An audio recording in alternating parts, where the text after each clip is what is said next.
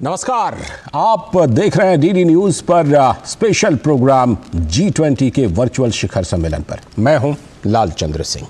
भारत की G20 अध्यक्षता देखा जाए तो मील का पत्थर साबित हुई है, जिसके जरिए दुनिया के सामने एक बार फिर से भारत ने राजनीतिक और कूटनीतिक दृष्टि से अपनी सशक्त छवि को सामने रखा है।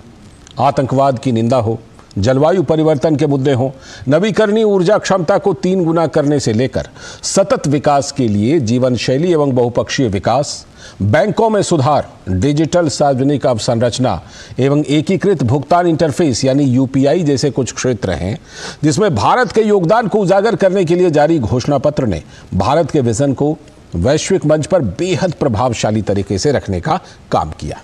तो इसी सिलसिले में आज प्रधानमंत्री नरेंद्र मोदी की अध्यक्षता में G20 नेताओं का वर्चुअल शिखर सम्मेलन आयोजित हो रहा है।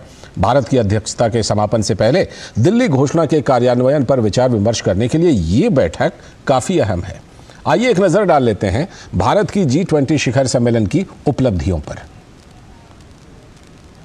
भारत आज शाम G20 डिजिटल सम्मेलन की मेजबानी करेगा। इस सम्मेलन की अध्यक्षता प्रधानमंत्री नरेंद्र मोदी करेंगे। इस दौरान दिल्ली घोषणा पत्र को लागू करने पर मंथन किया जाएगा। वहीं इससे पहले सम्मेलन के बारे में बताते हुए G20 शेरपा अमिताभ कांत ने कहा कि बैठक का मुख्य एजेंडा विकास होगा। शेरपा ने कहा कि सम्मेलन में वर्तमान की महत्वपूर्ण चुनौतियों पर भी विचार विमर्श किया जाएगा। The Prime Minister has been particularly focused on implementation of the leaders' declaration, and all our ministries, we've held several rounds of meetings with our ministries to pursue action on all the leaders' declaration, and on a vast range of areas, declaration has been taken both domestically and internationally. This virtual summit will be the second time the Prime Minister will be hosting the leaders of the G20 within a span of just over 2.5 months. This is something very rare and rather exceptional. 18वें G20 शिखर सम्मेलन का आयोजन 9 और 10 सितंबर को राजधानी नई दिल्ली में किया गया था। यह पहला मौका था जब भारत ने G20 देशों के शिखर सम्मेलन की मेजबानी की थी। इस शिखर सम्मेलन का विषय था वसुधैव कुटुंबकम, जिसका अर्थ है विश्व एक परिवार है। नई दिल्ली के शिखर सम्मेलन में तय किए गए घोषणा पत्र में रूस यूक्रेन संघर्ष से लेकर सतत विकास लक्ष्य, खाद्य सुरक्षा और वैश्विक जैव ईंधन गठबंधन शुरू करने जैसे विविध वैश्विक मुद्दे मुख्य रहे। कई बैठकों और सत्रों के लगातार मंथन के दौरान कई वैश्विक मुद्दों पर भी चर्चा की गई और आखिरकार भारत की अध्यक्षता में आयोजित G20 शिखर सम्मेलन के दौरान नई दिल्ली घोषणा पत्र जारी किया गया, जिसमें G20 देशों की ओर से आम सहमति बनने के बाद इस पूरी दुनिया में बड़ी कूटनीतिक विजय के तौर पर इसे देखा जा रहा है। आइए एक नजर डालते हैं कि भारत की अध्यक्षता में हुई G20 सम्मेलन की उपलब्धियों पर। प्रधानमंत्री नरेंद्र मोदी ने G20 शिखर सम्मेलन के पहले दिन ही स्वच्छ ऊर्जा के मामले में भारत की ओर से एक महत्वपूर्ण पहल करते हुए ग्लोबल बायोफ्यूल अलायंस लॉन्च करने की घोषणा की थी।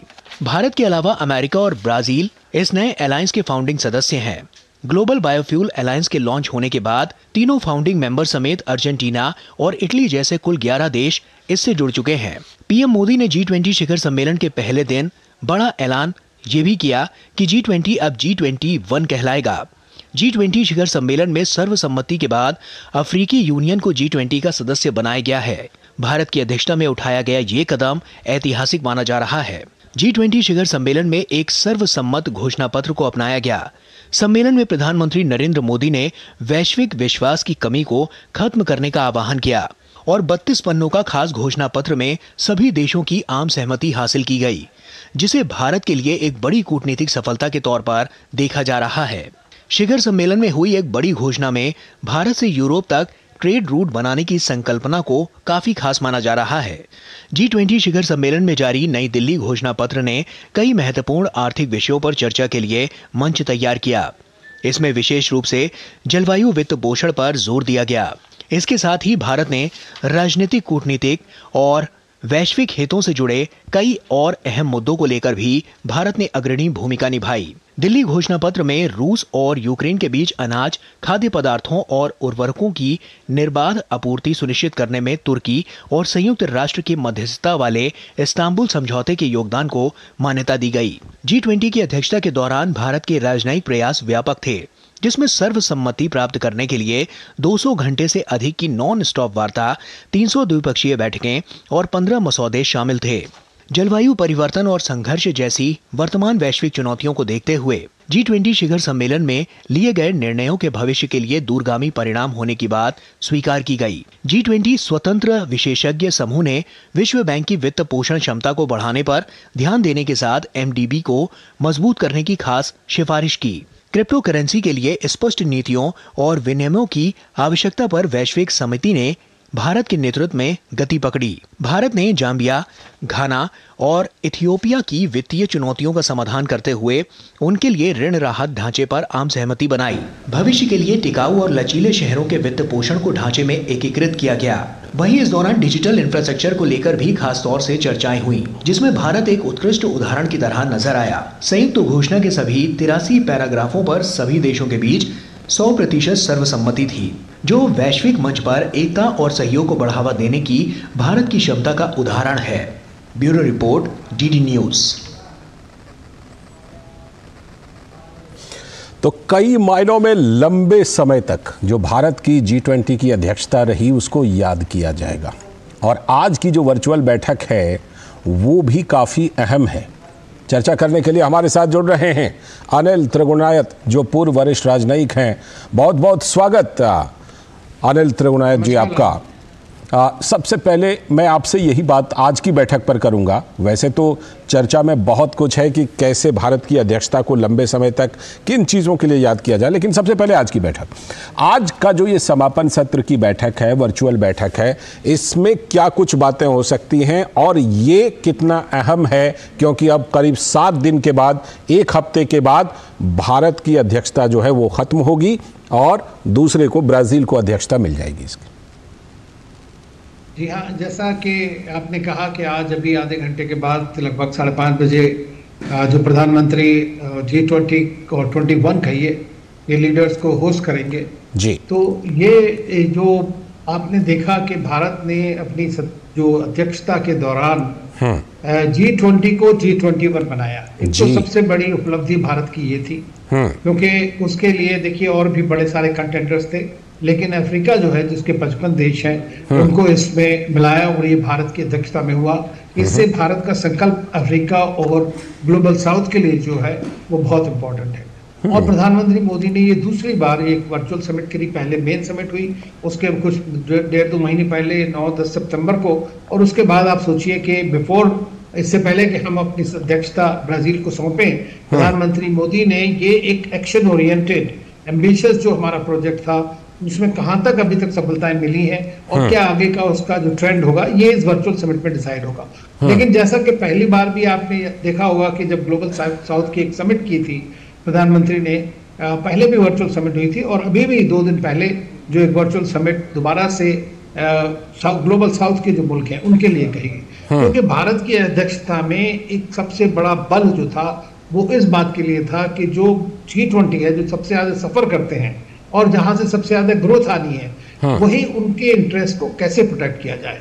अब ये जो मीटिंग आज होने वाली है, इसमें जो इम्पोर्टेंट डिसीजंस जो लिए गए थे सबकी सम्मति के साथ में, जो एक बहुत बड़ा चमत्कार था एक तरह से, और उसके बारे में आपने जिक्र भी किया, उसको लेकर के अब कैसे आगे बढ़ेंगे, चाहे वो डिजिटल पब्लिक इंफ्रास्ट्रक्चर हो, डेट रिलीफ हो, रिफॉर्म जैसे मल्टीलैटरल इंस्टीट्यूशंस हैं, बायोफ्यूल अलायंस है, उसको कैसे आगे बढ़ाया जाए, रिन्यूएबल एनर्जी को, क्लाइमेट चेंज को, वुमेन लेड डेवलपमेंट को, इस सब चीजों के लिए जो प्रोविजंस दिए गए हैं, एक्शन ओरिएंटेड जो हमारा जो G20 डिक्लेरेशन लीडर का, उसको कैसे आगे बढ़ाया जाए और कहां तक अब तक प्रगति हुई है, ये सारी बातें डिसाइड होंगी। और इस बीच में जैसे इजराइल हमास वॉर भी हो गया, एक नया तरह का एक और चैलेंज दुनिया के सामने आ गया है, तो किस तरह से इस तरह की चीजों को रोका जा सकेगा या क्या G20 उसमें बात करेगा, ये एक इम्पोर्टेंट चीज है। ठीक है।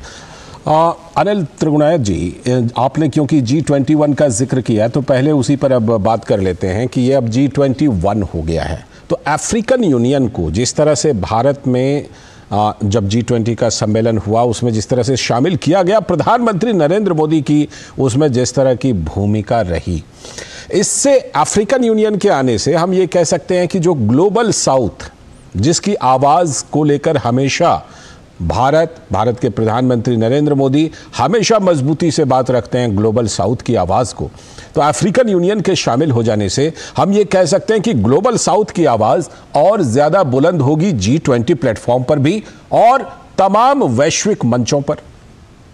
जी हाँ, बिल्कुल सही कह रहे हैं ये, क्योंकि प्रधानमंत्री मोदी का एक विजन है और विजन ये है कि किस तरह से भारत एक तरह से वॉइस ऑफ ग्लोबल साउथ बना है। तो खाली यही नहीं है कि हम कह रहे हैं, देखिए अगर वो चाहते, जैसे दुनिया में सब जगह होता है, तो आप कह सकते थे कि भाई पता होता है, लोग किसी कंसल्टेंट को देते हैं कि भाई क्या रिक्वायरमेंट है ग्लोबल साउथ की कंट्रीज की, उसका एक रिपोर्ट दे दीजिए। लेकिन उन्होंने क्या कहा, उन्होंने कहा कि हमें उन लोगों से सुनना चाहिए कि उनकी क्या जरूरतें हैं, क्या वो चाहते हैं G20 के माध्यम में। और भारत में लोगों का ट्रस्ट इसीलिए विश्वास है क्योंकि भारत एक ऐसा देश है जो एक वसुधैव कुटुंबकम की तरह से विश्वास करता है। जिस तरह से आगे प्रधानमंत्री ने, आपने देखा होगा, जिस तरह वैक्सीन मैत्री की बात हुई और किस तरह से हमने लोगों को, जो छोटे छोटे कंट्रीज हैं, उनको किस तरह से हेल्प किया उस समय जबकि वो सबसे ज्यादा उनकी परेशानी थी। ऐसे में मैं समझता हूँ कि जो अफ्रीकन यूनियन का इसमें जुड़ना, इसको एक तरह से सेकंड नंबर का सबसे बड़ा इंस्टीट्यूशन बना देता है G20 को। अगर अफ्रीकन यूनियन और यूरोपियन यूनियन को आप देख लें, दो का मिला करके, तो दोनों के बीच में ही 70-80 कंट्रीज आ जाते हैं। तो बाकी 1900 मिला दीजिए तो 100 के लगभग देश जो हैं इस पे रिप्रेजेंटेड है। तो अभी ये बैलेंस्ड हो गया है क्योंकि G20 पहले जो था एक तरह से मैं कहूँगा बैंकर्स का कॉलम था, फाइनेंस और बैंकिंग के ऊपर ज्यादा फोकस था, इकोनॉमी के ऊपर में। लेकिन आज चूंकि डेवलपमेंट सबसे बड़ा इशू है, तो मैं ये समझता हूँ कि उसी के बारे में लेकर के, चाहे वो SDGs हों और गोल्स हों, चाहे किस तरह से उन कंट्रीज का डेट रिलीफ करना हो, तो ये सारी चीजें अफ्रीकन कंट्रीज जो हैं वो अपने अफ्रीकन यूनियन के थ्रू ज्यादा बेहतर प्रेजेंट कर सकते हैं। तो उसमें मैं समझता हूँ कि भारत का एक बड़ा अग्रणी रोल रहा और उसमें प्रधानमंत्री मोदी का नेतृत्व जो है वो एक मैं कहूँगा बहुत ऊंचे दर्जे का रहा है।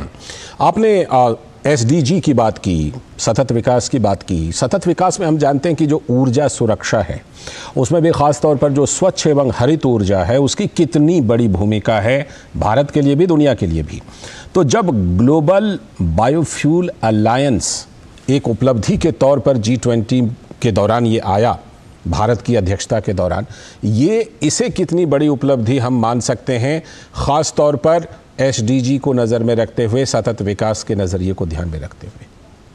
देखिए, अगर आप देखें तो दुनिया जो है इस वक्त में खुद को विनाश के कगार पर खड़ी हुई है जी, चाहे वो क्लाइमेट चेंज को ले, और उस क्लाइमेट चेंज को एलिविएट करने के लिए, ताकि 1.5 डिग्री जो टेम्परेचर वार्मिंग की बात है सस्टेनेबिलिटी की, उसके लिए ये जो SDGs हैं, सतत गोल है जिसकी बात SDGs कहा गया, जो पेंडेमिक और रशिया यूक्रेन वॉर के बाद जो है एकदम बैकग्राउंड में चले गए, उसके बारे में कोई बात ही नहीं कर रहा है, कोई सोच ही नहीं रहा, क्योंकि फंडिंग नहीं अवेलेबल है, पैसा नहीं अवेलेबल है, ना किसी का इंटरेस्ट है। तो भारत ने उसको फिर से एक अग्र स्तर पर लाके खड़ा कर दिया, और इसके लिए जो है वो रिन्यूएबल एनर्जी का एक बहुत बड़ा रोल है। और मैं ये समझता हूँ कि ये जो बायोफ्यूल अलायंस का जो एक नया, जैसे पहले इंटरनेशनल सोलर अलायंस का वो किया था प्रधानमंत्री मोदी ने फ्रेंच प्रेसिडेंट के साथ 2015 में, और अब 2023 में जो ये ग्लोबल बायोफ्यूल अलायंस है, इससे काफ़ी बड़ा एक असर पड़ेगा जो हमारे रिन्यूएबल एनर्जी और क्लाइमेट चेंज के अगेंस्ट जो लड़ाई है उसमें। दूसरी चीज़ ये है कि साइमल्टेनियसली डेवलपमेंट के लिए अगर हमारे जैसे देशों को आगे बढ़ना है, इंडस्ट्रियलाइज करना है, उसके लिए एक ग्रीन कॉम्पैक्ट एग्रीमेंट हुआ था, जिसका मतलब है ग्रीन टेक्नोलॉजी, ग्रीन फाइनेंस और ये सारी चीज़ें कैसे अवेलेबल कराई जाए, किस तरह से उसका एक फाइनेंसिंग हो। देखिए, हर बार ये जो मीटिंग्स हुई हैं, पेरिस एग्रीमेंट हो या कुछ हो, उसमें $100 बिलियन पर ईयर देने की बात थी, आज तक कुछ नहीं आया किसी कंट्री के लिए। तो गरीब कंट्री तो वैसे ही सफ़र करते रहते हैं। तो उसका एक बहुत बड़ा, भारत ने उसके बारे में नई तरह की सोच रखी, जो दुनिया के सभी जो G20 की कंट्रीज हैं उन्होंने उसको माना और सर्वसम्मति से। तो हो सकता है कि जितने भी, हालांकि आप जानते हैं कि G20 की जो रिकमेंडेशंस होती हैं वो रिकमेंडेटरी होती हैं ज़्यादातर, क्योंकि उसको फोर्स नहीं किया जा सकता है, कंसेंसस बेस्ड है। तो सब मुल्क, बड़े बड़ी ताकतें जो हैं, बड़े बड़े इकोनॉमीज जो हैं, वो एग्री करती हैं तो उनको इम्प्लीमेंट भी करेंगी। अब अगर जब वो इम्प्लीमेंट करेंगी उसका एक थोड़ा सा नजरिया जो है इस वक्त में, ये जो वर्चुअल समिट होगी इसमें एक तो रेटरेट करेंगे प्रधानमंत्री, और दूसरा दूसरों से पता भी लगेगा कि कैसे आगे बढ़ रहे हैं उसमें और कैसे आगे बढ़ना चाहिए। बिल्कुल। तो जब आज वर्चुअली सभी नेता जुड़ेंगे प्रधानमंत्री नरेंद्र मोदी की अध्यक्षता में, एक बात है कि करीब 2.5 महीने पहले जब दिल्ली घोषणा पत्र जारी हुआ था तो बड़ा सुखद आश्चर्य हुआ था कि बहुत आसानी से सर्वसम्मति बन गई थी और घोषणा पत्र जारी हुआ था, दिल्ली डिक्लेरेशन, ठीक है। तो आज की जो बैठक है, इस बीच में तमाम चीज़ें और भी हुई हैं, इजराइल हमास का संघर्ष है, तमाम बातें और भी हुई हैं। इन सब चीज़ों को लेकर के क्या लगता है कि आज के इस वर्चुअल बैठक में भी इसी तरह से एक मत होंगे सभी नेता और महत्वपूर्ण मुद्दों पर चर्चा करके कुछ ना कुछ ऐसी सर्वसम्मति बनेगी तमाम नेताओं के बीच में? देखिए, पहले तो मैं आपको ये बता दूं कि जो सर्वसम्मति बनी थी वो इतना आसान काम नहीं था।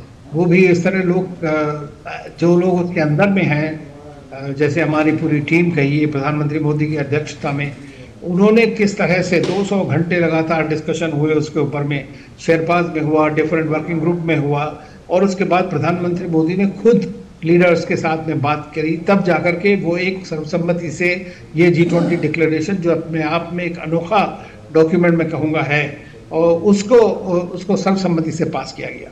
तो ये बहुत बड़ा डिफिकल्ट टास्क थी, क्योंकि उसमें रशिया यूक्रेन वॉर के बारे में था, उसके बारे में जो लेटरल डेवलपमेंट बैंक्स हैं, मल्टीलैटरल इंस्टीट्यूशंस हैं, उनकी रिफॉर्म्स के बारे में था, ग्रीन फाइनेंस, किस तरह से फाइनेंस अवेलेबल होगा, कैसे डेट, ये सारी चीज़ों के ऊपर में डिफरेंसेस थे। लेकिन वो सारे डिफरेंसेस को ब्रिज करना, एक इस तरह का फॉर्मुलेशन निकालना जो सबको सर्वसम्मति से पास हो, तो एक बड़ी बात थी। लेकिन जो आज की मीटिंग है, 2 घंटे, ढाई महीने के अंदर आप देख लीजिए, हम जो देख रहे हैं वो ये है कि दुनिया में कब किस तरह की समस्याएं पैदा हो सकती हैं जो सारे विश्व के लिए हानिकारक हो सकती हैं, उसको इससे आज ये पता लगेगा कि दुनिया को एक साथ फिर से खड़ा होना है। हमने हमास के टेरर अटैक देखे, तो टेररिज्म खत्म नहीं हुआ है हमारे लिए। तो ऑलरेडी हमारे जो पड़ोसी मुल्क है वेस्ट में, वहाँ से काफ़ी कुछ भारत की तरफ टेरर एक्ट्स होते रहते हैं हमेशा, तो भारत ने हमेशा सफ़र किया है। तो इजराइल हमास वॉर में एक तो टेरर की बात होगी, दूसरी एक बहुत बड़ा मुद्दा है कि पैलेस्टीन इशू, 2 स्टेट सोल्यूशन को कैसे आगे बढ़ाया जाए। तो इसमें जितने भी ये देश हैं आज की डेट में, ये समस्त देश जो हैं बहुत ज़्यादा पावरफुल देश हैं। दुनिया की लगभग 80% GDP, ग्लोबल ट्रेड और ये 2/3 पॉपुलेशन को रिप्रेजेंट करते हैं। तो अगर आज वो कोई डिसीजन इस तरह का लेंगे, एग्रीमेंट होगा, तो एक बड़ी अच्छी बात होगी। मैं ये नहीं समझ रहा कि कोई बहुत बड़ा डिक्लेरेशन का जरूर कोई स्टेटमेंट इशू होगा की इशूज के बारे में और वे फॉरवर्ड के बारे में। एक बात और, जैसे आज वर्चुअल सम्मेलन जब होने जा रहा है तो संभावना है कि वो कुछ नेता जो उस समय उपस्थित नहीं हो पाए थे, आज के वर्चुअल सम्मेलन में वो भी जुड़ सकते हैं। चाहे रूस के राष्ट्रपति हों, चीन के राष्ट्रपति हों, वो भी जुड़ सकते हैं। तो आज की बैठक जो है वो इस मायने में भी महत्वपूर्ण होगी कि उन बड़े नेताओं की उपस्थिति में ही सर्वसम्मति बनेगी। लेकिन मेरा मानना ये है, जहाँ तक मुझे पता भी है, कि प्रधानमंत्री मोदी जब जोहान्सबर्ग गए थे तो वहाँ पर उनकी मुलाकात प्रेसिडेंट शी जिनपिंग से हुई थी, जिन्होंने ये बताया कि वो नहीं आ पा रहे हैं, लेकिन उन्होंने अपने प्राइम मिनिस्टर को भेजा और ये भी कहा कि भाई भारत की जो अध्यक्षता है उसके राड़े में हम नहीं आएंगे। प्रेसिडेंट पुतिन ने अपने विदेश मंत्री को भेजा, और लेकिन प्रधानमंत्री को फ़ोन करके बात किया कि हम सपोर्ट करते हैं भारत की अध्यक्षता में जो भी चीज़ ज़रूरत होगी। अब इस वर्चुअल समिट में राष्ट्रपति पुतिन पार्टिसिपेट कर रहे हैं, लेकिन प्रेसिडेंट बाइडेन शायद नहीं कर पा रहे हैं, प्रेसिडेंट शी जिनपिंग भी नहीं कर पा रहे हैं, उनके प्रधानमंत्री ही करेंगे। तो ये भी एक इम्पोर्टेंट बात यह है कि कई बार किसी वजह से कई देशों के नेता नहीं आ पाते फिजिकली, लेकिन वर्चुअल उसमें उनका शामिल होना एक अच्छी बात होती है। लेकिन अब जैसा कि पैंडेमिक ने हमें सिखाया है सारी दुनिया को कि देखिए वर्चुअल समिट में भी बहुत कुछ किया जा सकता है। जैसा कि भारत ने उसके बाद कई बार ये देखा और दिखाया गया कि बड़ी से बड़ी चुनौतियों का सामना भारत ने डिजिटल टेक्नोलॉजीज और डिजिटल पब्लिक इंफ्रास्ट्रक्चर के जरिए किया पैंडेमिक के टाइम पे, और दुनिया को मदद भी पहुंचाई, खासतौर से ग्लोबल साउथ के कंट्रीज को। तो मैं ये समझता हूँ कि ये एक बड़ा अच्छा प्रधानमंत्री की पहल है। ज़्यादातर लीडर्स ने इस तरह G20 में कभी नहीं किया है कि वर्चुअल समिट इस तरह की करें सेकेंड टाइम, स्टॉक टेकिंग। इससे दो चीज साबित होती है कि प्रधानमंत्री ने सबसे पहले शुरू में कहा था कि ये एक्शन ओरिएंटेड हमारे जो प्रेसिडेंसी होगी और सारी दुनिया को एक साथ लेकर के one earth one family one future लेकर के आगे चलेगी। तो जब आपकी एम्बिशियस है, एक्शन ओरिएंटेड है आपकी अप्रोच, तो आपने जो रिकमेंडेशंस अप्रूव हुई है दुनिया की, अब उन पे अमल कैसे हो दुनिया करे, ये मैं समझता हूँ कि एक बड़ी बात है और उसमें लीडर्स का शामिल होना एक बहुत बड़ी उपलब्धि भी होती है। बिल्कुल, बहुत बड़ी उपलब्धि होगी। अब ज़रा इस मोड़ पर आते हैं कि ये जिस तरह से भारत की ये पूरे 1 साल अध्यक्षता रही, अब सिर्फ 1 हफ्ता बचा हुआ है, इस अध्यक्षता को भारत में जिस तरह से ये तमाम कार्यक्रम आयोजित किए गए, हमने देखा कि उत्तर से लेकर दक्षिण तक, पूरब से लेकर पश्चिम तक, हर शहर में करीब करीब बड़े शहरों में इसका आयोजन हुआ, कई छोटे शहरों में भी आयोजन हुआ। भारत के इस आयोजन को, भारत की अध्यक्षता को किस यूएसपी के तहत याद किया जाएगा लंबे समय तक? देखिए, मेरा तो मानना यह है कि भारत ने इस G20 की परिभाषा को ही बदल दिया और वो इस तरह से कि ये एक बैंकर्स का माना जाता था। ज्यादातर कंट्रीज की मीटिंग्स होती थी 1-2 जगह में, 3 जगह में, और वहां पर जाकर के लोग मिलते थे, डेलीगेशंस उनके चले जाते थे। भारत ने 63-64 सिटीज में, हिंदुस्तान के north to south, east to west, सब जगह जो है ये सब मीटिंग्स करी, कमिटीज की, शेरपास की, दुनिया भर की। और उसके बाद जो है मैं ये समझता हूँ कि सारे जो लोकल लोगों का पीपल का पार्टिसिपेशन हुआ है, तो भारत ने इस G20 को मैं समझता हूँ कि जैसे एक पीपल सेंट्रिक G20 बना दिया। तो ये एक बहुत बड़ी बात है। 200 से ज्यादा मीटिंग्स होना जो आज सबसे ज्यादा मैं समझता हूँ माना जाता है। दूसरी चीज ये कि पूरे भारत देश में लोगों को बुलाया गया, उससे भारत की एक tourism, promotion, craft, cuisine, culture, उससे लोगों को अवगत कराना। तो ये मैं समझता हूँ पूरा देश का एक बढ़कर के एक साथ में इतनी बड़ी बात हुई। पहले लोग G20 क्या है जानते भी नहीं थे, और थोड़ा बहुत पढ़े लिखे लोग जिनको इसमें फॉरेन पॉलिसीज में इंटरेस्ट है वो बोलते होंगे, लेकिन ज्यादातर किसी का इतना इंटरेस्ट नहीं था, क्योंकि एक तो ऑर्गेनाइजेशन का फोकस दूसरा था। आज की डेट में ऑर्गेनाइजेशन का फोकस बिल्कुल डेवलपमेंटल ओरिएंटेड हो गया है, खाली बजाय इसके फाइनेंशियल पॉलिसीज के। उसमें भारत का भी बहुत बड़ा योगदान है। और मैं एक बात कहना चाहता हूँ कि डिजिटल पब्लिक इंफ्रास्ट्रक्चर में, क्योंकि भारत ने खुद वो चीजें करी हैं अपने देश के अंदर में, अगर आप देखें, जैसे चाहे डायरेक्ट बेनिफिट ट्रांसफर की स्कीम हो, ओपनिंग अकाउंट्स हो, कोविन ऐप हो, और डिजिटल पे ATM, ये वो सब इस तरह का। तो ये मैं 133-135 कंट्रीज दुनिया के नहीं है उनके पास इस तरह की सुविधाएं। बड़े बड़े कंट्रीज के अंदर में ये सब नहीं होता है जो भारत के अंदर होता है। तो आप ये सोचिए कि ये चीज जो एक ऐसा मॉडल है जिसको डिजिटल गवर्नेंस के जरिए लोगों को पहुंचाया जा सकता है उन कंट्रीज को। तो भारत एक मॉडल भी डेवलपमेंटल का मॉडल दे रहा है। दूसरी चीज वुमेन लेड डेवलपमेंट, हमेशा वुमेन एम्पावरमेंट की बात होती रही आज तक, लेकिन भारत ने कहा कि भाई 50% अगर दुनिया की आबादी लेडीज की है, वुमेन की है, तो उनको लीडरशिप होकर मैं फिलहाल यहाँ पर आपको रोकना चाहूंगा। प्रधानमंत्री नरेंद्र मोदी इस वर्चुअल सम्मेलन में अपना संबोधन देने वाले हैं, उनको सुनते हैं, उसके बाद फिर चर्चा जारी रखेंगे।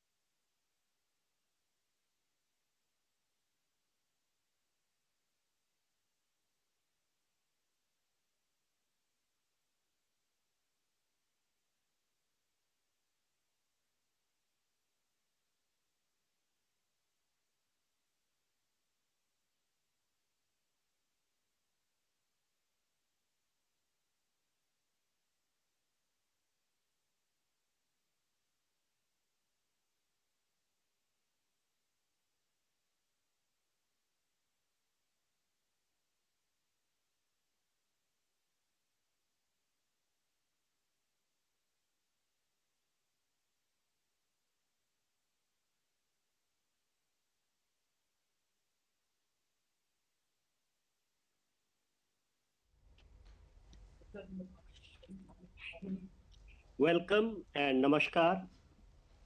Excellencies, we welcome all the leaders to this virtual G20 summit. it is now my honor to welcome the Honorable Prime Minister of Republic of India, His Excellency Shri Narendra Modi, Chair of the G20, to address the summit meeting and to conduct the proceedings thereafter.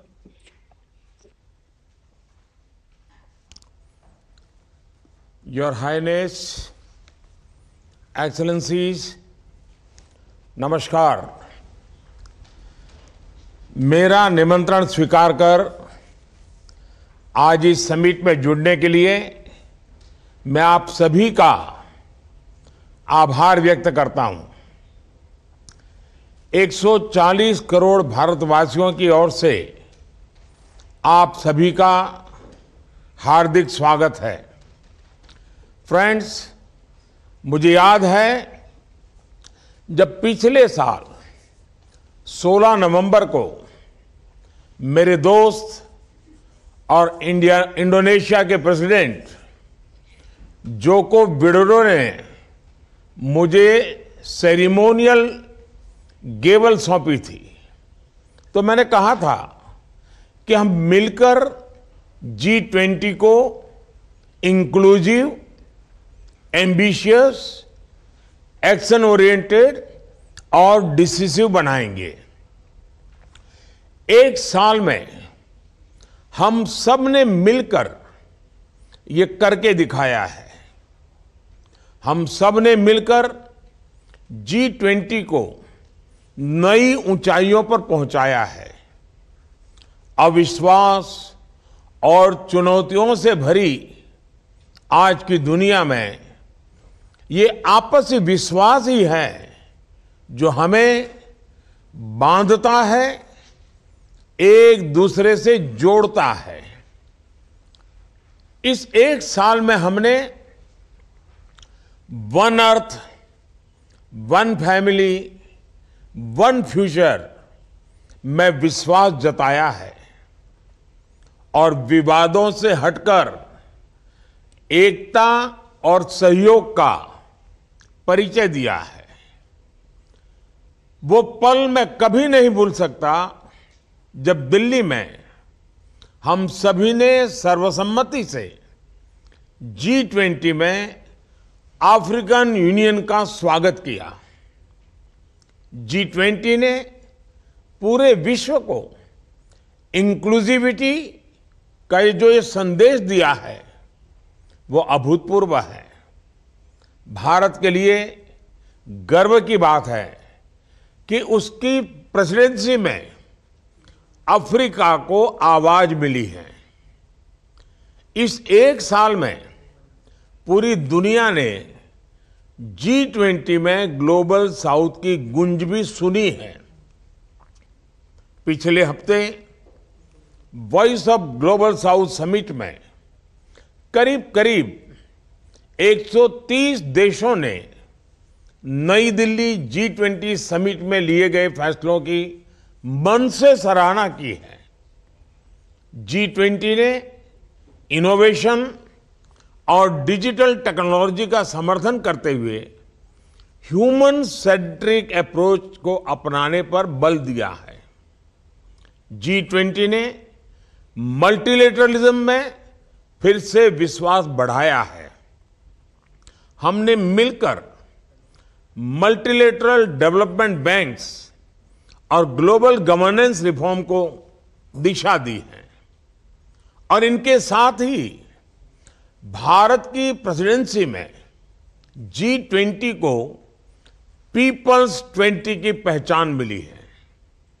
Bharat के करोड़ों सामान्य नागरिक G20 से जुड़े, हमने इसे पर्व की तरह मनाया।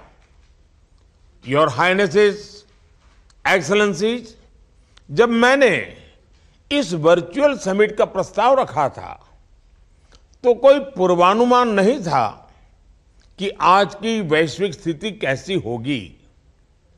पिछले महीनों में नई चुनौतियां उत्पन्न हुई हैं।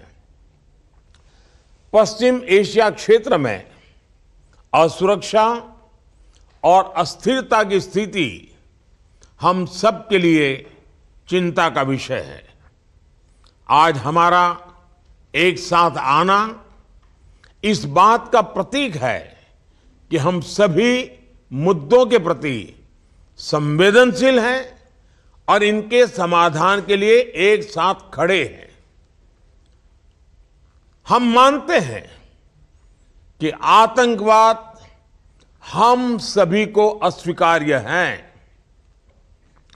सिविलियंस की मौत कहीं भी हो निंदनीय है। आज हुए हॉस्टेजेस के रिलीज के समाचार का हम स्वागत करते हैं।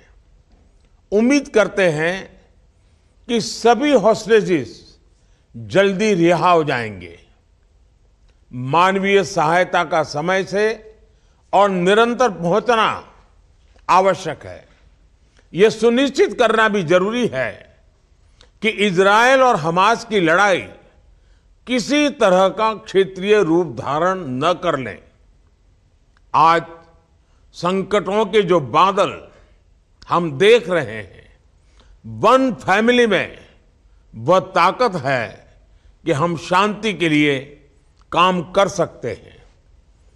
मानवीय कल्याण के दृष्टिकोण से हम आतंक और हिंसा के विरुद्ध और मानवता के प्रति अपनी आवाज बुलंद कर सकते हैं। आज विश्व की मानवता की इस अपेक्षा की पूर्ति के लिए भारत कदम से कदम मिलाकर चलने के लिए तत्पर है। फ्रेंड्स, 21वीं सदी के विश्व को आगे बढ़ते हुए ग्लोबल साउथ की चिंताओं को सर्वोच्च प्राथमिकता देनी होगी। ग्लोबल साउथ के देश ऐसी अनेक कठिनाइयों से गुजर रहे हैं जिनके लिए वे जिम्मेदार नहीं है। इस संदर्भ में समय की मांग है कि हम डेवलपमेंट एजेंडा को अपना पूर्ण समर्थन दें।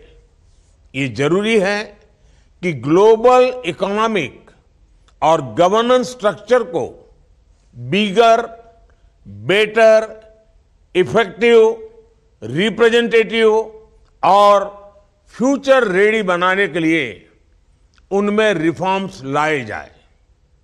जरूरतमंद देशों को समय से और आसान दरों पर सहायता सुनिश्चित करें। 2030 सस्टेनेबल डेवलपमेंट गोल्स में तेजी लाने के लिए अपनाए गए एक्शन प्लान को इंप्लीमेंट करें। फ्रेंड्स, भारत में लोकल लेवल पर एसडीजी में प्रगति का एक उत्तम उदाहरण है हमारा एस्पिरेशनल डिस्ट्रिक्ट प्रोग्राम। मैं G20 देशों को ग्लोबल साउथ को एस्पिरेशनल डिस्ट्रिक्ट प्रोग्राम के अध्ययन के लिए आमंत्रित करता हूं। आप देखिएगा कि कैसे इस एक अभियान ने भारत के 25 करोड़ लोगों का जीवन बदल दिया है। फ्रेंड्स, नई दिल्ली समिट में डिजिटल पब्लिक इंफ्रास्ट्रक्चर रिपोजिटरी बनाने का निर्णय लिया था। मुझे कहते हुए खुशी है कि रिपोजिटरी तैयार हो गई है। इसमें 16 देशों के 50 से भी ज्यादा डीपीआई जुड़ गए हैं। ग्लोबल साउथ के देशों में डीपीआई इंप्लीमेंट करने के लिए मैं सोशल इंपैक्ट फंड स्थापित करने का प्रस्ताव रखता हूं। भारत की ओर से मैं इसमें $25 मिलियन की प्रारंभिक राशि की जोड़ने की घोषणा भी करता हूं। मैं उम्मीद करता हूं कि आप सभी इस इनिशिएटिव से जुड़ेंगे। आज आर्टिफिशियल इंटेलिजेंस के युग में टेक्नोलॉजी को रिस्पॉन्सिबल तरीके से उपयोग में लाने की जरूरत है। पूरी दुनिया में एआई के नेगेटिव यूज को लेकर चिंता बढ़ रही है। भारत की स्पष्ट सोच है कि एआई के वैश्विक रेगुलेशन को लेकर हमें मिलकर काम करना चाहिए। डीप फेक समाज के लिए, व्यक्ति के लिए कितना खतरनाक है, इसकी गंभीरता को समझते हुए हमें आगे बढ़ना होगा। हम चाहते हैं कि AI should reach the people and it must be safe for the society। इसी अप्रोच के साथ भारत में अगले महीने ग्लोबल AI पार्टनरशिप समिट आयोजित की जा रही है। मुझे विश्वास है कि आप सभी इसमें भी सहयोग देंगे। फ्रेंड्स, नई दिल्ली समिट में मैंने पर्यावरण संरक्षण के संबंध में ग्रीन क्रेडिट की बात रखी थी। आप जानते हैं कि भारत में हमने इसकी शुरुआत कर दी है। नई दिल्ली में लॉन्च किए गए ग्लोबल बायोफ्यूल्स अलायंस के जरिए हम कार्बन को कम करने के साथ साथ वैकल्पिक ईंधन के विकास को भी बढ़ावा दे रहे हैं। G20 ने प्रो प्लैनेट अप्रोच के लिए मिशन लाइफ यानी लाइफस्टाइल फॉर एनवायरनमेंट को मान्यता दी है। 2030 तक रिन्यूएबल एनर्जी को 3 गुना तक ले जाने का आह्वान किया है।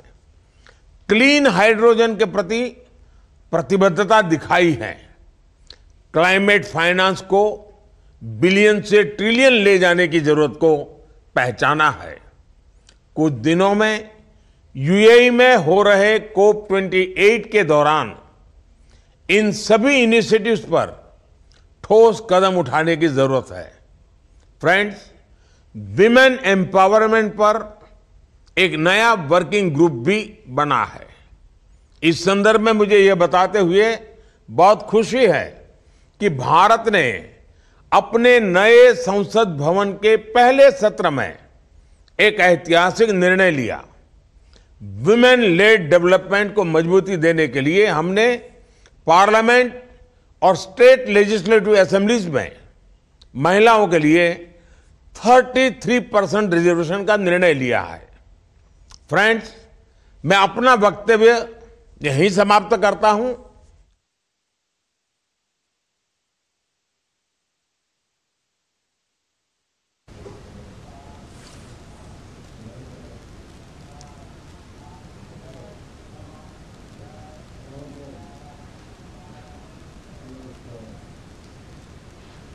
तो G20 वर्चुअल शिखर सम्मेलन में प्रधानमंत्री का संबोधन आप सुन रहे थे और संबोधन में प्रधानमंत्री ने कई बड़ी बातें कही हैं अपने संबोधन में। उन्हीं की अध्यक्षता में यह सम्मेलन हो रहा है, G20 का वर्चुअल शिखर सम्मेलन, जिसमें दुनिया के तमाम बड़े नेता भी जुड़े हुए हैं। तो प्रधानमंत्री ने कई ऐसी महत्वपूर्ण बातें कही हैं। उन बातों को अगर आप एक बार फिर से देखें, जो बड़ी बातें उन्होंने कही हैं, उन्होंने अफ्रीकन यूनियन को शामिल करने का खास तौर पर जिक्र किया।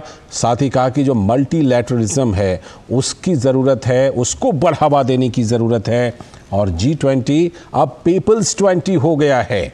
G20 को पीपल्स 20 बनाने की पूरी कोशिश की गई है कि वो लोगों का संगठन बने, लोगों का प्लेटफॉर्म बने। पश्चिम एशिया की नई चुनौतियों का खास तौर पर जिक्र किया प्रधानमंत्री नरेंद्र मोदी ने कि उसको ध्यान में रखने की ज़रूरत है और आतंकवाद के खिलाफ खड़े होने की ज़रूरत है। इसका खास तौर पर प्रधानमंत्री ने जिक्र किया है। बंधकों की रिहाई का स्वागत भी किया, जो हमास ने बंधकों की रिहाई की है उसका स्वागत किया है। मानवीय सहायता का जिक्र किया कि मानवीय सहायता ज़रूर पहुंचते रहने चाहिए। तो ये बड़ी बातें आप देखिए टेलीविज़न स्क्रीन पर। भारत की अध्यक्षता में समावेशी, महत्वाकांक्षी और निर्णायक बना G20। अफ्रीका को G20 सदस्यता मिलना भारत के लिए गौरव का क्षण, प्रधानमंत्री नरेंद्र मोदी ने खास तौर पर जिक्र किया।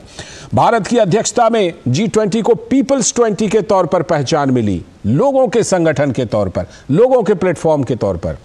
ग्लोबल साउथ की चिंताओं को प्राथमिकता मिलना जरूरी है, इस पर प्रधानमंत्री ने फिर से खास जोर दिया। महिला नीति विकास के लिए भारत प्रतिबद्ध है, यानी कि महिलाओं के नेतृत्व में विकास हो, ये इस पर भारत प्रतिबद्ध है और इस पर भारत काम कर रहा है, दुनिया को दिशा दिखा रहा है। प्रधानमंत्री नरेंद्र मोदी के संबोधन की ये कुछ बड़ी बातें आप अपने टेलीविजन स्क्रीन पर देख रहे हैं। तो भारत की अध्यक्षता में समावेशी, महत्वाकांक्षी और निर्णायक बना G20। प्रधानमंत्री ने अपने संबोधन में इसका खास तौर पर जिक्र किया। एक साल में हमने G20 को नई ऊंचाइयों तक पहुंचाया। प्रधानमंत्री ने ये बड़ी बातें कही हैं अपने संबोधन के दौरान। हमने एकता और सहयोग का परिचय दिया है। तो प्रधानमंत्री नरेंद्र मोदी ने संबोधन में ये जो बड़ी बातें कही हैं, ये गर्व की बात है कि भारत की प्रेसिडेंसी में अफ्रीकन यूनियन को शामिल किया गया। भारत की अध्यक्षता में समावेशिता का संदेश गया है।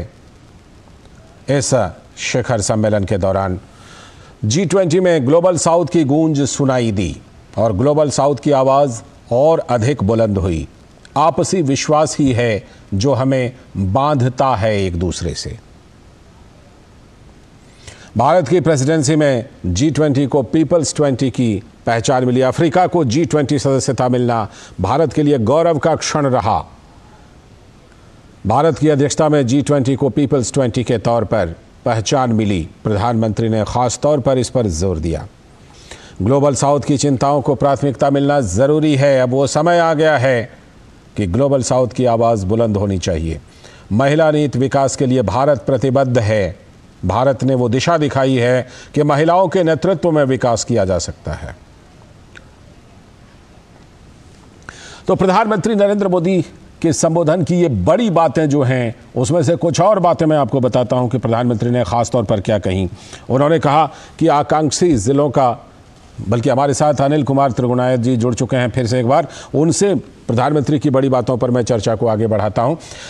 अगर आपने भी संबोधन को सुना होगा अनिल कुमार त्रिगुणायत जी, तो प्रधानमंत्री ने कई बातों को बहुत ही साफ तौर पर रेखांकित किया है। जो चर्चा हमने की थी वो तो की ही थी, और जो हमने बात की थी कि पश्चिम एशिया का जिक्र आएगा, बहुत प्रमुखता से प्रधानमंत्री ने उसका जिक्र किया। जी हाँ, क्योंकि ये इस वक्त का सबसे बड़ा चैलेंज दुनिया के सामने है। और उसमें दो चीज़ों की बात उन्होंने कही और जो बहुत इम्पोर्टेंट है वो ये है कि एक तो टेररिज्म जो है वो, उसके साथ लड़ाई लड़ना बड़ा आवश्यक है दुनिया के लिए, और दूसरी चीज़ ये है कि किस तरह सिविलियन जो पॉपुलेशन है उसको प्रोटेक्ट किया जाए, मानवीय सहायता का जिक्र किया, मानवीय सहायता दी जाए। और ये सारी चीज़ें जो जल्दी से जल्दी उसका समावेश हो, किसी तरह से समाधान हो इन चीज़ों का, और ये जो लड़ाई है दूसरे रीजनल क्षेत्रों में दूसरी जगह ना जा पाए, ये एक बड़ी बात है। उसके लिए शांति के प्रयास बहुत आवश्यक हैं। और कई सारे डेलीगेशन, भारत ने भी कल भी अपना ब्रिक्स के उसमें जो सम्मेलन एक्स्ट्राऑर्डिनरी मीटिंग थी उसके बारे में भी भारत ने कल अपना प्रेजेंटेशन दिया। लेकिन जो प्रधानमंत्री ने अफ्रीकन यूनियन के बारे में बात कही, SDGs के बारे में बात कही, और ग्लोबल फ्यूल अलायंस के बारे में, रिन्यूएबल एनर्जी के बारे में, और जितनी भी मतलब सारे मुद्दे जो भारत ने फोकस किए, इंक्लूडिंग वुमेन लेड डेवलपमेंट, उसमें मुझे जो एक बड़ी अच्छी बात है कि एक तो सारे एक्शन ओरिएंटेड बातें उन्होंने करी कि भाई इसमें रिजल्ट ओरिएंटेड होना चाहिए। और उसके लिए भारत क्या किया, जैसे कि आप ये देखिए कि उन्होंने कहा कि ये एक सोशल इम्पैक्ट फंड बनाने का उन्होंने घोषणा की। इसका मतलब है कि जो ये प्रोजेक्ट्स हैं इनको किस तरह से आगे बढ़ाया जा सकता है। अपनी तरफ से शुरुआती फंड की घोषणा कर दी प्रधानमंत्री ने। जी, सीड मनी उन्होंने $25 मिलियन कमिट किया भारत से, और दूसरे देशों से भी कहा कि उसमें दो, ताकि वो ग्लोबल साउथ के मुल्कों की उसमें फायदा उनको पहुंच सके, उनकी हेल्प हो सके। तो जो चीज कही गई है वो करके दिखा रहे हैं, ये सबसे बड़ी बात ये है। तो भारत ने ये किस तरह से पीपल्स G20 की बात उन्होंने कही, और ये आजकल सबसे बड़ा अचीवमेंट भारत का मैं समझता हूँ अपार्ट फ्रॉम अफ्रीकन यूनियन एक ये है कि P20 बना दिया एक तरह से, P21 नॉट 20, P20 तो पार्लियामेंटेरियंस का है, तो P21 कह सकते हैं इसको। तो ये एक जो हमारे भारत की एक बड़ी वो है अचीवमेंट्स है, और एक तरह का दुनिया के सामने एक मैं समझता हूँ मॉडल पेश किया गया G20 की अध्यक्षता का भारत ने। और अब आज वो अपना 29 तारीख को या कब जब भी है वो ब्राजील को हैंडओवर करेंगे। तो ब्राजील के जो राष्ट्रपति हैं उन्होंने भी ये कहा है कि भारत के समय जो अध्यक्षता में जितनी भी बातें तय हुई हैं उसको वो लेकर के आगे बढ़ेंगे। आपने एक बात कही कि एक्शन ओरिएंटेड बातें प्रधानमंत्री ने कही हैं। हम अक्सर देखते हैं, कई बार ऐसा होता है कि बातें होती हैं, बड़ी बड़ी बातें होती हैं, लेकिन कई बार उस पर काम नहीं हो पाता। लेकिन आपने ये बात बिल्कुल सही कही कि उन्होंने ज़्यादातर एक्शन ओरिएंटेड बात की। उन्होंने कहा आकांक्षी जिलों का जो कार्यक्रम भारत में चल रहा है वो आमंत्रित किया कि सभी लोग उसको आकर के देखें, और इसी तर्ज पर दुनिया भर के प्लेटफॉर्म पर इस तरह की चीज़ों को हम बना सकते जाते हैं तो जिन चीजों पर काम हो चुका है या भारत काम कर रहा है उन बातों का ही उन्होंने खास तौर पर हवाला दिया।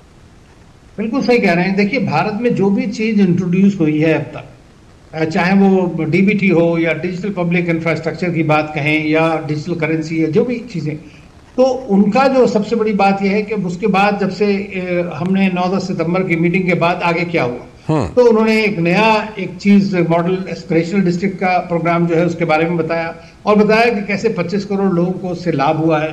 दूसरा चीज उन्होंने जो बात कही कि डीपीआई का जो एक तरह का रिपोजिटरी बनाने की बात थी, तो उसमें भी उन्होंने बताया कि 16 देशों के जो है डीपीआई इंफ्रास्ट्रक्चर को उसमें इंक्लूड किया गया। तो देखिए, आप 2 महीना कुछ भी टाइम नहीं होता है, खासतौर से जहां पर 20 कंट्रीज इन्वॉल्व हैं।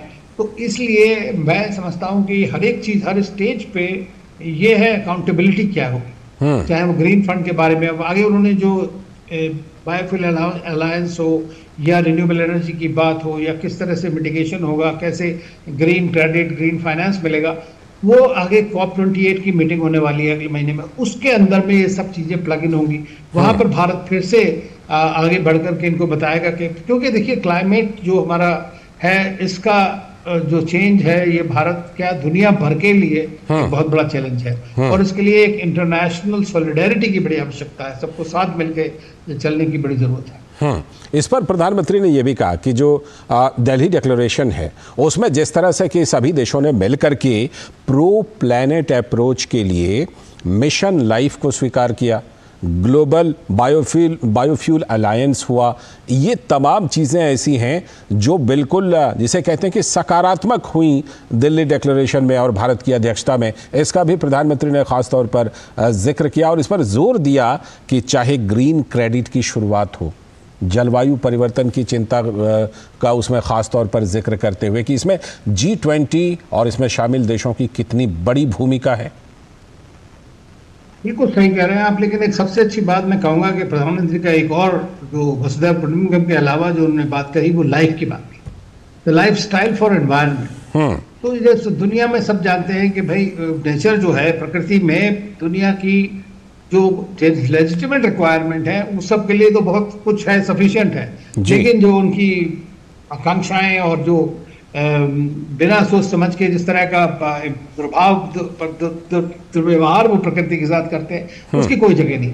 तो ये एक बात जो लाइफ है, लाइफ स्टाइल फॉर एनवायरनमेंट का मतलब है कि किस तरह से हमें जो रिसोर्सेज है उनको यूज किया जाए। तो ये एक प्रधानमंत्री का मैं समझता हूं कि एक मंत्र जो है वो बड़ा जबरदस्त। बिल्कुल, और एक बात मैं और ज़रूर जोड़ देता हूं कि प्रधानमंत्री ने अपने संबोधन में आज भी आर्टिफिशियल इंटेलिजेंस के नेगेटिव इस्तेमाल और डीप फेक का भी खास तौर पर जिक्र किया। लगता है प्रधानमंत्री इस चीज़ को निश्चित रूप से चर्चा में लाना चाहते हैं, इस पर चाहते हैं कि दुनिया इस पर काम करे। बहुत बहुत शुक्रिया अनिल कुमार त्रिगुणायत जी जुड़ने के लिए और इस खास चर्चा में हिस्सा लेने के लिए। तो इसी के साथ इस खास पेशकश में फिलहाल इतना ही, लेकिन डीडी न्यूज़ पर खबरों और कार्यक्रमों का सिलसिला लगातार जारी है। हमें दीजिए अनुमति। नमस्कार।